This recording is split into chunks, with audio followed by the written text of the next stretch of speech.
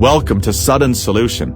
Are you still using the old method for data transfer from mobile to PC?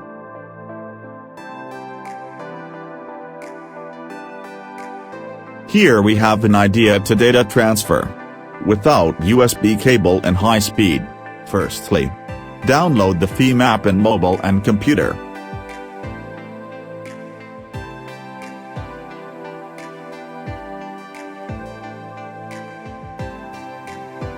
Secondly, connect the Wi-Fi with mobile. Thirdly, open application in mobile and in computer.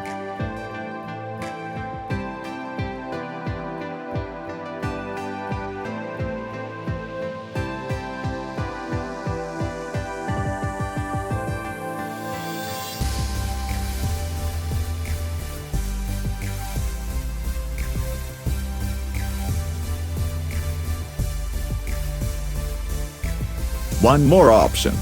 Are you single? You can chat here. Selfie chat only. So don't be alone in this lockdown.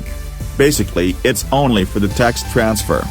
Thanks for watching this video.